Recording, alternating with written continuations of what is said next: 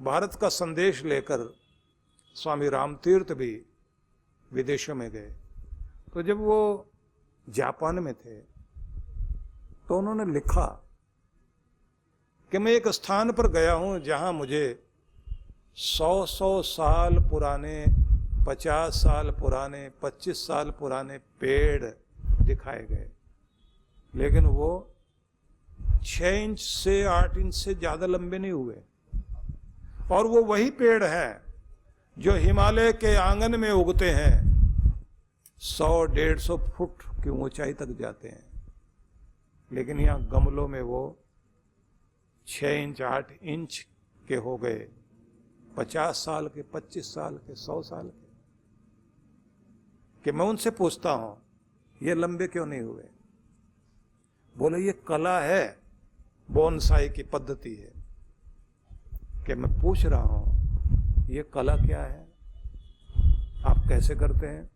तो उन्होंने एक पूरा तरीका बताया कि इस तरीके से हम लोग करते हैं। उसमें एक मेन बात ये थी कि जैसे जैसे गमले के नीचे उसकी जड़ें बढ़ने लगती हैं, हम कैंची से काट देते हैं। अब ये कहानी मैंने क्यों सुनाई? हम सब भी अपने आप को बढ़ने ही नहीं देते और कैंची भी खुद ही हाथ में पकड़ लेते हैं। कैंची हमारे पास कौन सी है जो हमारी जड़ों को काटने का काम करती है?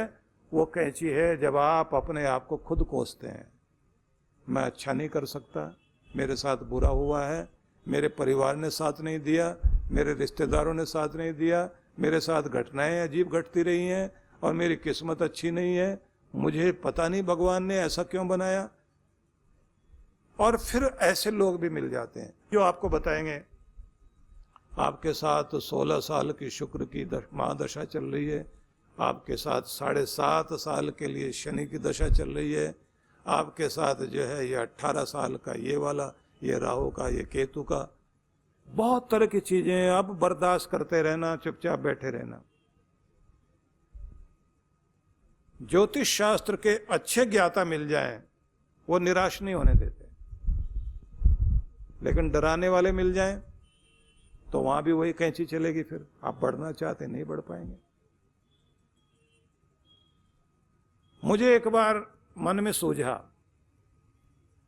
कि रोज रात को सोने से पहले अखबार उठाकर आज का भविष्य पढ़ूंगा, सुबह नहीं, दिन बीतने के बाद। और 3 अखबारों में अलग अलग प्रसिद्ध ज्योतिषियों की भविष्यवाणी पढ़ूंगा और 1 साल तक पढ़ूंगा। और रोज पढ़ूं, एक कहे दिन बहुत खराब बीतेगा, दूसरा कहे कि मिला जुला रहेगा, एक बताए दिन बहुत अच्छा। और जब मैं उसको देखूं तो मुझे हंसी भी आए कि अगर मैं सुबह पढ़ लेता तो मेरे दिमाग में यही बात बैठ जाती, आज का दिन अच्छा नहीं है, आज कुछ अच्छा होने वाला नहीं।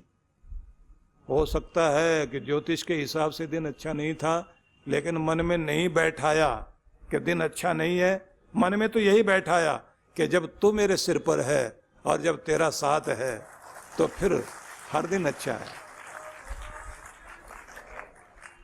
परिणाम ये हुआ, 1 साल तक मैंने देखा कि अगर उसकी कृपा का सहारा ले लिया जाए, हर दिन अच्छा हो जाता है। और अगर आपने अपने दिमाग में बैठा लिया मेरे दिन अच्छे नहीं चल रहे, तो आप उसको बार बार रिपीट करोगे, आपके जो सबकॉन्शियस माइंड है ना, उसमें वो चीज फीड हो जाएगी। तो वो कैंची मत लो जो आपकी जड़ों को काटती हो। निराश करने वालों के साथ मत बैठिए जो ये कहें आप कुछ नहीं कर सकते, कुछ नहीं बन सकते, जो होना था हो गया। मैंने कैंसर पीड़ित लोगों को ठीक होते हुए देखा है और जुकाम से पीड़ित को मरते देखा है। जिसको बीमारी नहीं कहते वो बीमारी बन गई, और जब बीमारी थी वो बीमारी नहीं रही।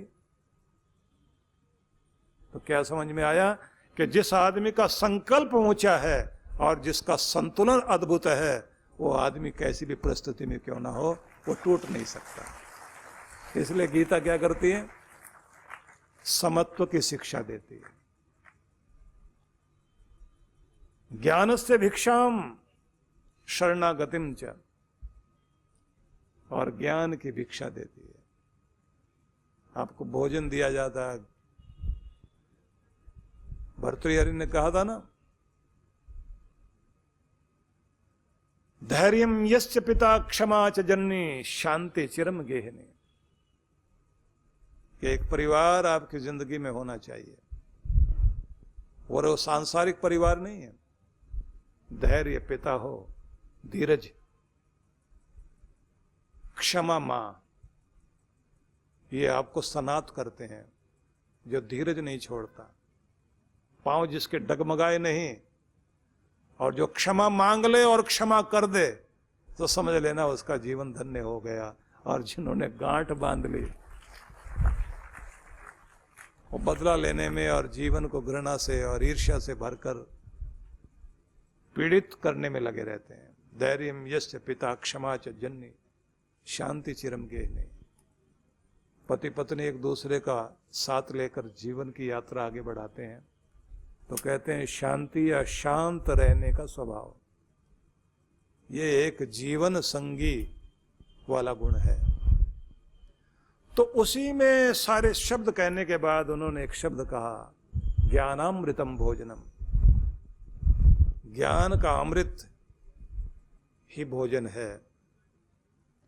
उस भोजन को किए बिना कभी मत रहो। कोई दिन ऐसा नहीं बीतना चाहिए जिस दिन तुमने कुछ नया सीखा ना हो, कुछ नया जाना ना हो, मस्तिष्क का नवीनीकरण ना किया हो।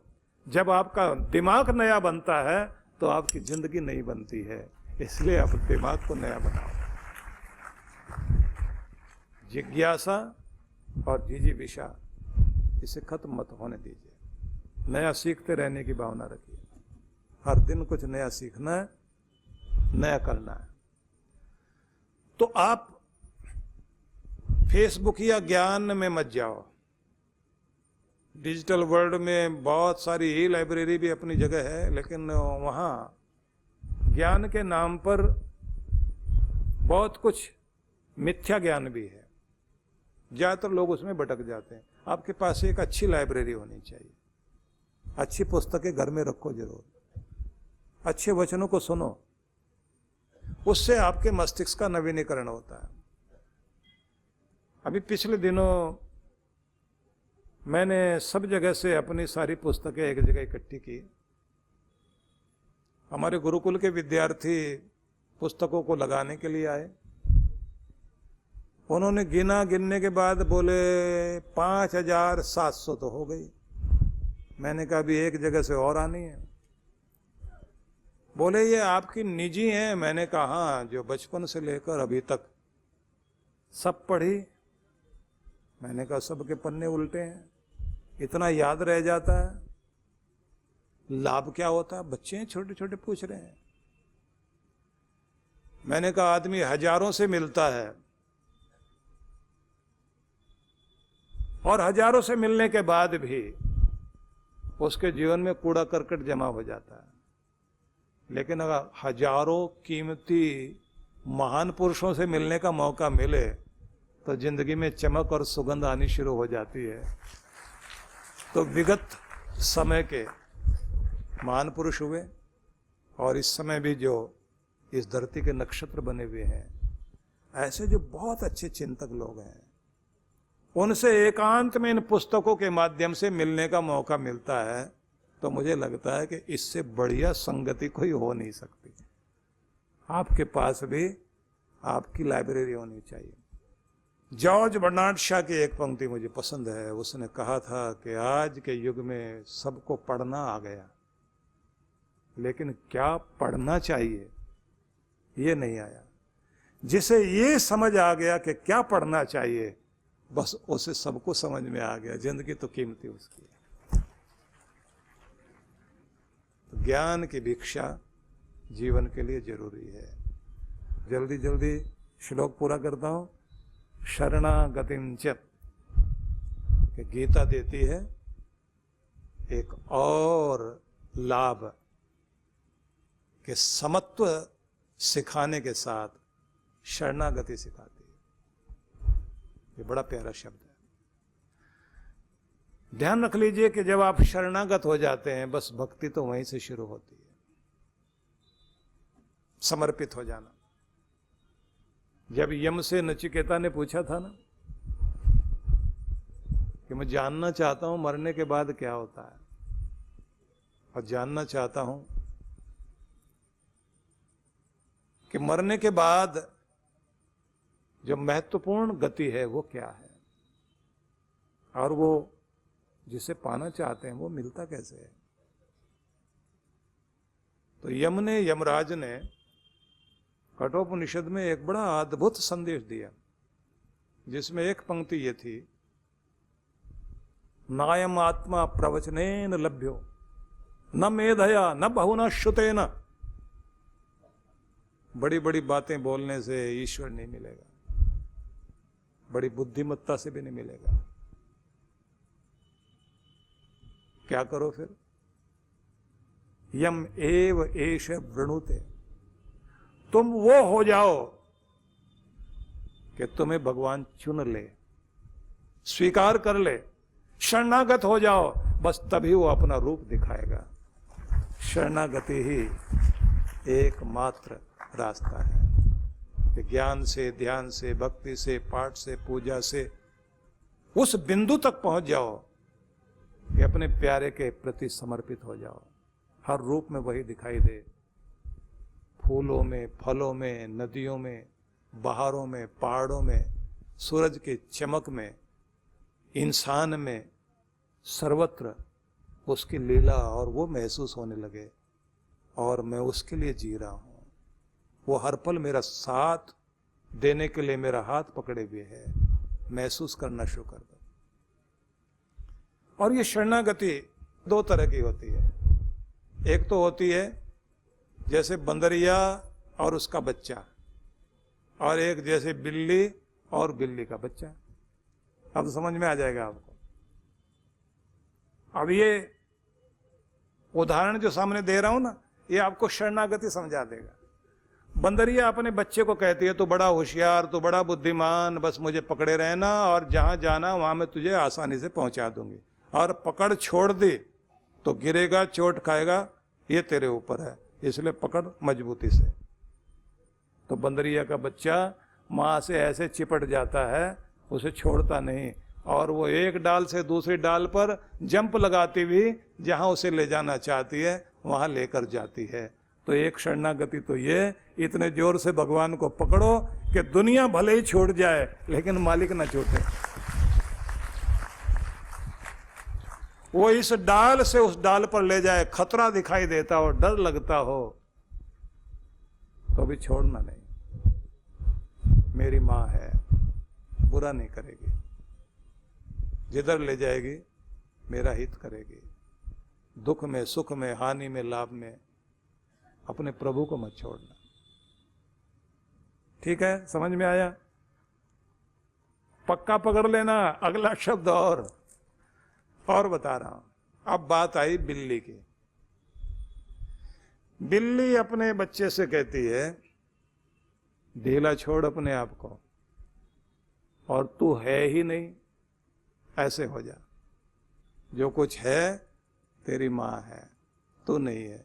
बिल्ली का बच्चा ऐसे हो जाता है जैसे मर गया हो, और दांतों से पकड़कर, जिस दांत से वो चूहा पकड़ती है उसी दांत से अपने बच्चे को पकड़ती है, और मुंह से लटका के लेके जाती है। कभी देखना ऐसा लगता है जैसे उसका बच्चा मरा हुआ हो, जान ही नहीं है, और उछलती कूदती हुई इधर से उधर जाती है। जैसे ले जाए, जिस तरह से रखे, वहां वो अपनी अकल नहीं लगाता बिल्ली का बच्चा, ना वो ताकत लगाता, ना कुछ और, ना दिमाग, बस भावना होती है, मेरी माँ, मेरी माँ, मेरी माँ, मेरी माँ, मेरी माँ, बस और कुछ नहीं। या तो दिमाग लगाना छोड़ो, ताकत लगाना छोड़ो, सब कुछ छोड़ दो उसके ऊपर, लेकर चलेगी वो माँ जगदम्बा, आपको वहां तक पहुंचाएगी। या फिर दिमाग लगाओ, युक्ति लगाओ, और इतने जोर से पकड़ो जैसे बंदरिया को उसका बच्चा पकड़ लेता है। इसी का नाम है शरणागति। याद रहेगा ना? तो फिर से सुना देता हूं, कर्तव्य दीक्षाम च समत्व शिक्षाम ज्ञानस्य भिक्षाम शरणागतिम च ददाति गीता करुणाद्र भूता कृष्णेन गीता जगतो हिताय। जगत के कल्याण के लिए कृष्ण भगवान ने ये गीता दी, जो हमें कर्तव्य की दीक्षा देती है, समत्व की शिक्षा देती है, ज्ञान की भिक्षा देती है, शरणागति दिलाती है। ऐसी महान संदेश देने वाली एक अमृतमय संजीवनी शक्ति है गीता। उसी का संदेश आपको कल दिया जाएगा। आप सबको बहुत बहुत शुभकामनाएं। अंतर्राष्ट्रीय योग दिवस समारोह दिनांक 21 जून 2024। कार्यक्रम की रूपरेखा। योग कार्यक्रम प्रातः 8 से 9 बजे। आशीर्वचन परम पूज्य सुधांशु जी महाराज एवं डॉक्टर अर्चिका दीदी जी प्रातः 9 से 10:30 बजे। स्थान आनंदधाम आश्रम। आयोजक विश्व जागृति मिशन इंटरनेशनल योग स्कूल। संपर्क सूत्र। आप सभी सादर आमंत्रित हैं। परम पूज्य सद्गुरुदेव श्री सुधांशु जी महाराज के पावन सानिध्य में अमृत ज्ञान वर्षा 20 से 23 जून 2024। कार्यक्रम की रूपरेखा। शुभारंभ 20 जून 2024। समय दोपहर 12 से 2 बजे। स्थान श्री धाम आश्रम, आदि विश्वनाथपुरा, राजन कुंटे, बैंगलोर। 21 जून। समय सायं 5 से 7 बजे।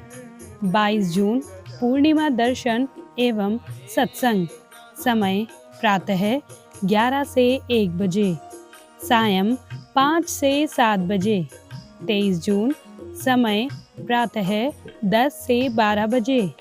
विशेष कार्यक्रम मंत्र दीक्षा समारोह। समय दोपहर 12:30 से 1 बजे।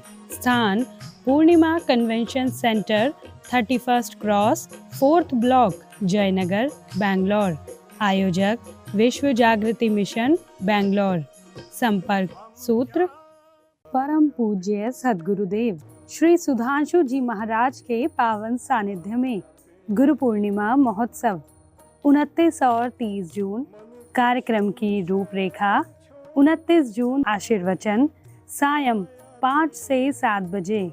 स्थान Pandit Deendayal Upadhyay auditorium, science college, GE road, Raipur, Chhattisgarh. 30 जून गुरु दर्शन, गुरु पादुका पूजन एवं आशीर्वचन प्रातः 8:30 से 11 बजे। विशेष कार्यक्रम गुरु दीक्षा प्रातः 11 बजे। स्थान ब्रह्मलोक आश्रम, ग्राम परसदा, कुम्हारी, दुर्ग। आयोजक छत्तीसगढ़। संपर्क सूत्र। परम पूज्य सद्गुरुदेव श्री सुधांशु जी महाराज एवं डॉक्टर अर्चिका दीदी जी के पावन सानिध्य में 18 से 21 जुलाई 2024 गुरु पूर्णिमा महोत्सव। मान्यता है कि इस दिन गुरु के दर्शन मात्र से ही आपका भाग्य बदल जाता है, और यदि गुरु की मेहर भरी नजर आप पर पड़ गई तो आपका कल्याण निश्चित है। आइए इस दिन गुरु की विशेष कृपा पाने के लिए जुड़े हमारे साथ। कार्यक्रम की रूपरेखा। शुभारंभ 18 जुलाई साय 5 बजे से सत्संग। 19 जुलाई प्रातः 8 से 10 बजे गुरु मंत्र सिद्धि साधना, साय 5 बजे से सत्संग। 20 जुलाई प्रातः 8 से 10 बजे गुरु मंत्र सिद्धि साधना। 10 से 11 बजे तक गुरु मंत्र दीक्षा। 11 बजे से दिव्य शक्तिपात क्रिया। साय 5 बजे से सत्संग। 21 जुलाई प्रातः 8 बजे से गुरु दर्शन एवं गुरु पूर्णिमा सत्संग। स्थान शक्ति टेंट, द गोल्डन डेकोर, नजदीक जापानी पार्क, सेक्टर 12, रोहिणी, दिल्ली 110085। आयोजक विश्व जागृति मिशन। ऑनलाइन ऑफलाइन गुरु मंत्र सिद्धि साधना के लिए संपर्क करें। आप सभी इस कार्यक्रम में सपरिवार सादर आमंत्रित हैं।